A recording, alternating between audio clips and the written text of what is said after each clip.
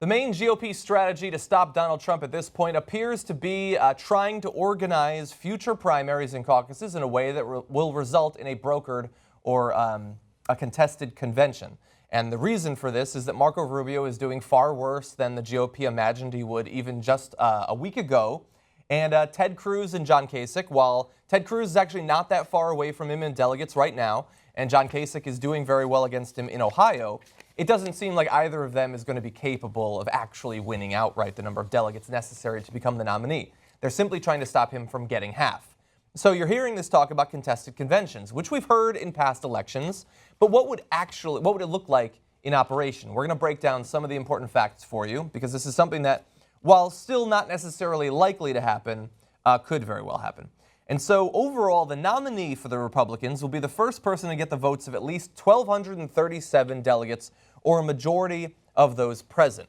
And importantly, Trump has secured about 458 of the delegates, which is 44% of those awarded thus far. But because already more than 40% of the delegates that will be allocated have been allocated, to hit the magic number by the time the convention starts, he'd have to win more than 50% of the remaining vote. Now that's possible, especially considering that several very large states coming up for the Republicans are winner-take-all states, where he could win over 100 delegates in Florida or in Ohio, and especially in Florida, it seems very likely that that will happen.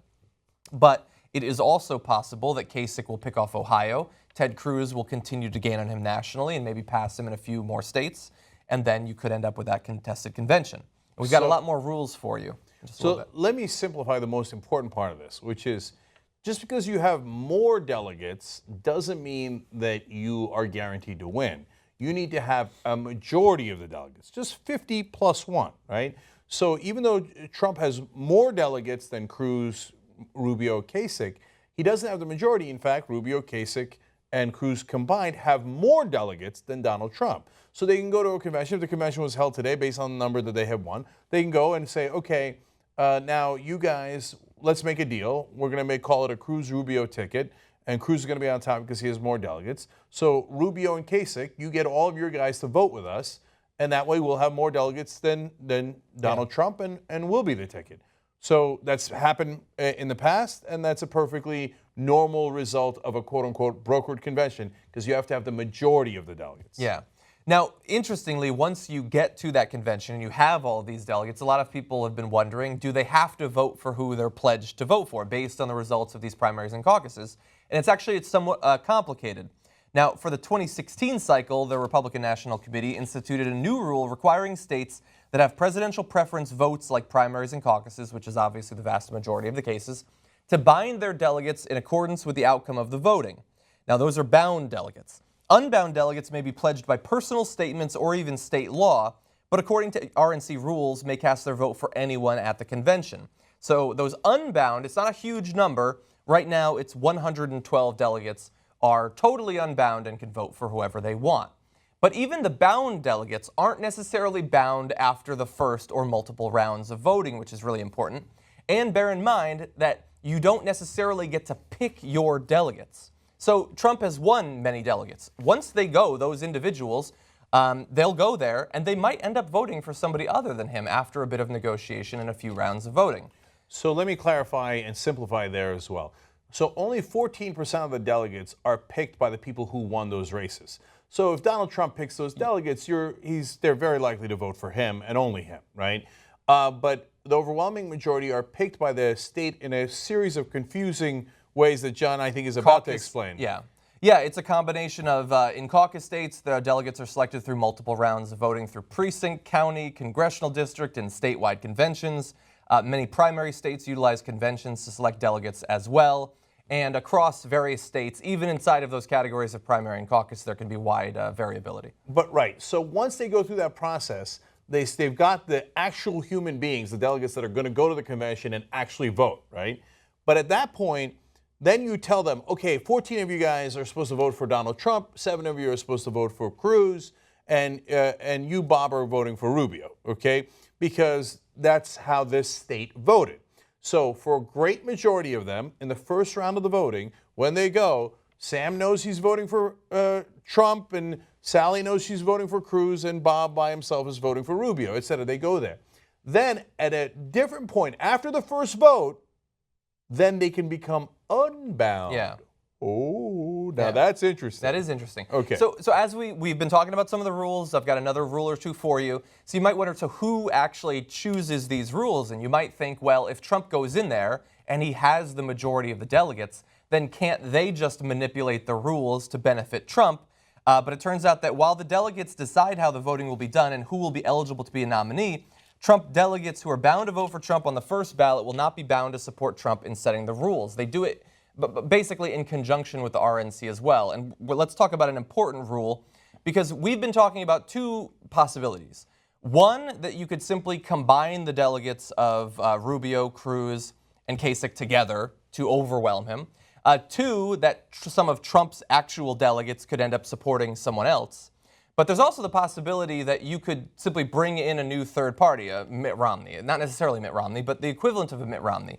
Now, back in 2012, the Rules Committee passed a rule, it's 40B, which was explicitly designed to prevent Texas Representative Ron Paul from having a shot at becoming the nominee on the floor of the convention. It required candidates for the nomination on the floor to have won a majority of 8 delegations to be entered into nomination. So basically, right under that logic, only Cruz and maybe eventually Kasich or Rubio, but it's unlikely, could actually be the person. You can't simply bring in some random, I don't know, Steve King or something. You can't do that. Okay, let me pause there because of to note the irony. Because they originally passed that rule in 2012 to make sure Ron Paul didn't somehow walk away with the nomination out of some crazy formula in the convention. Because they hate Ron Paul. He's not establishment. They make sure you pass a rule that guy can't win. He hadn't won 8 states. Yeah. Now, we can't say Ron Paul can't win, but we can come up with a clever little rule that says if you don't win 8 states, then sorry, Ron, you didn't win 8 states.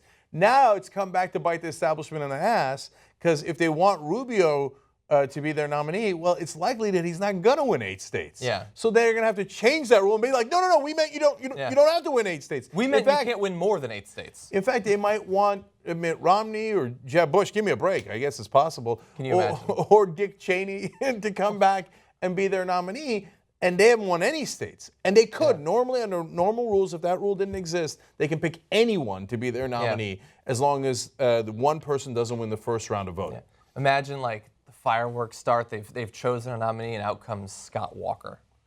Can you imagine? And so that's the current rule, but the Rules Committee could just choose to throw out Rule 40B before the convention starts, or come up with new rules to shape the outcome.